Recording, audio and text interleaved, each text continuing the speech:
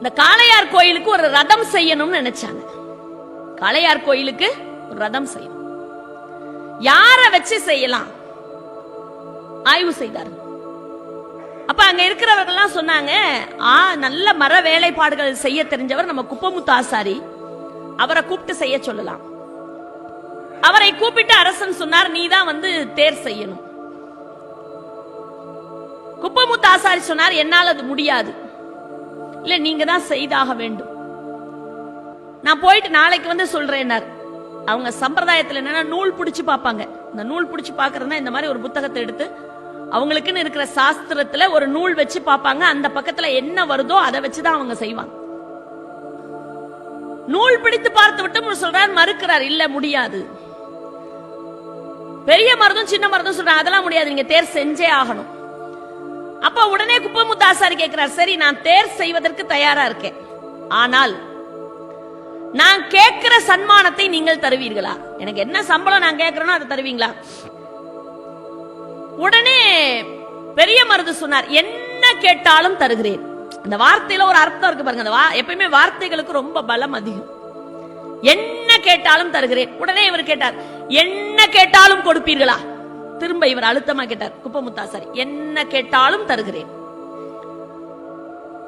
சில மாதங்கள் ஆனது, தேர் தயாராகிவிட்டது. பிரம்மாண்டமான ஒரு தேரை குப்பமுத்தாசாரி தயார் செய்து வைத்து விட்டார். தேர் நிலையிலே நிற்கிறது. அரசன் வந்தா பார்த்தா மேலே இறைவனுடைய திரு விக்கிரகம் மேலே வைத்தாயிற்று. உற்சவ மூர்த்தி உள்ள உட்கார்ந்துட்டார். இப்ப ராஜா ஏறி அங்க மேல உட்காரணும். எப்பயுமே அந்த ராஜாக்கள் எல்லாமே மேல ஏறி அந்த தேர்ல உட்கார்ந்து இருப்பாங்க. பெரிய மருது தேர் மேல ஏறி உட்கார்ந்துட்டார். தேரினுடைய வடம் பிடித்து எல்லாரும் இழுக்கிறார்கள். ஒரு இன்ச்சு கூட நகரலைங்க. எவ்வளவு நகரல? ஒரு இன்ச்சு கூட நகரல. அத்தனை பேர் இழுத்தும் ஆயிரக்கணக்கானவர்கள் இழுக்கிறார்கள், தேர் நகரல. ஏன் தேர் நகரலன்னு யாருக்குமே புரியல. அப்பதான் ஒருத்தர் சொன்னார், இன்னும் குப்பமுத்து ஆசாரிக்கு சம்பளம் தரல. எப்படி சம்பளம் தரல? கூப்பிட அந்த குப்பமுத்து ஆசாரிய. வந்தார் குப்பமுத்து ஆசாரி. ராஜா கேட்டார், ஐயா தேர் நகர மாட்டேங்குது, உங்களுக்கு இன்னும் சம்பளம் தரலன்னாங்க, உங்களுக்கு என்ன சன்மானம் வேண்டும் கேளுங்கள். அது ராஜா யோசித்தார். ராஜா சொன்னார், எதுவாக இருந்தாலும் கேளுங்கள், தருகிறேன். எங்க சொல்றாரு? பல்லாயிரக்கணக்கான மக்கள் கூடியிருக்கிற இடத்துல சொல்றார், எது கேட்டாலும் தருகிறேன்.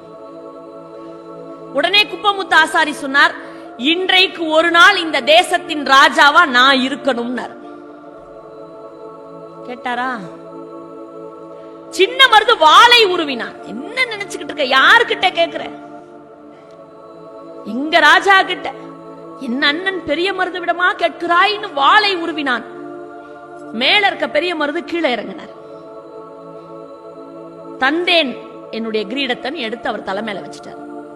ஊர்ல இருக்கவங்களாம், அடப்பாவி, ஒரு தேரை செஞ்சு இன்னைக்கு நாட்டுக்கு ராஜாவாவே ஆயிட்டானே, இவன் ராஜாவா இருந்து நாம தேர் இழுக்கிறதா? ஒரு ஆசாரி மேல உட்கார்ந்து நாம தேர் இழுக்கிறதா? எப்படி இருக்கும் எல்லாருக்குமே? ஒரு ராஜா உட்காருவார் நினைச்சோம், இப்ப ஆசாரி உட்கார்றாங்க. தன் கையில இருக்கிற செங்கோலை கொடுத்து விட்டார் ராஜா. கிரீடத்தை எடுத்து வச்சுட்டார். தன் கையில் இருக்கிற செங்கோலை கொடுத்தார். ஏறுங்க குப்பமுத்து ஆசாரி அவர்களே, இன்றைக்கு நீங்கள் தான் அரசர். சின்ன மருது அமைதியாருன்னு அடக்கிட்டு குப்பமுத்து ஆசாரிய தேர் மேல ஏற்றி உட்கார்ச்சு. குப்பமுத்து ஆசாரி தேர் மேல ஏறி உட்கார்ந்துட்டார். கம்பீரமாக அமர்ந்து விட்டார். இப்ப தேரை இழுக்கிறாங்க, தேர் நகருதுங்க. இப்ப தேர் என்ன பண்ணுது? நகருது. அப்படி தேர் நகர்ந்து அந்த எல்லையை தாண்டி இப்படி ஒரு திரும்ப, அந்த முக்கு திரும்பும் தெரியுங்களா, அந்த மாதிரி அப்படி திரும்பும் போது குப்பமுத்து ஆசாரி மேலிருந்து தவறி போய் கீழே விழுந்தார். சக்கரம் மேலே ஏறி கீழே இறங்கிடுச்சு. குற்றுயிரும் குலை உயிருமாக கிடக்கிறார் குப்பமுத்து ஆசாரி. மன்னன் கூடவே நடந்து வந்து கொண்டிருந்த மன்னன் துடித்து போய் பெரிய மருது தூக்கி மடி மீது போட்டுக் கொண்டார். ஐயோ, குப்பமுத்து ஆசாரி பார்த்து அமர்ந்திருக்க கூடாதா? இப்படி தெரியாமல் கீழே விழுந்து குற்றுயிரும் குலை உயிருமாக கிடக்கிறீர்களே, நான் எப்படி உங்களை காப்பாற்றுவேன்? கூப்பிடுங்கள் அரசு வைத்தியரை. உடனே குப்பமுத்து ஆசாரியை காப்பாற்றியாக வேண்டும். இந்த கலையை நான் போற்றியாக வேண்டும். இந்த கலையை காப்பாற்றியாக வேண்டும். அரசன் துடிக்கிறான். குப்பமுத்து ஆசாரி ஒரு நிமிடம் அரசனுடைய கையை பிடித்துக் கொண்டு சொன்னான், வேண்டாம் அரசரே, வேண்டாம். இந்த தேர் செய்ய நான் மறுத்தேன் தெரியுமா, நீங்கள் ஒத்துக்கொள்ளவில்லை. நான் நூல் பிடித்து பார்த்தேன், அந்த நூலிலே இருந்தது, இந்த தேரை எந்த அரசன் செய்கிறானோ அந்த அரசன் இந்த தேர் வீதி உலா வருகிற அன்றைக்கு இறந்து போவான் என்று சாஸ்திரம் சொன்னது. நீ சாகக்கூடாது என்பதற்காக நான் இறந்து போனேன், நீ மரணிக்க கூடாது என்பதற்காக அந்த மரணத்தை நான் ஏற்றுக்கொண்டேன் என்று சொன்னார். அது போன்றவர்கள் இருந்ததனால் தாங்க கோவில்கள் காப்பாற்றப்பட்டன, ஆன்மீகம் தலைத்து நின்றது.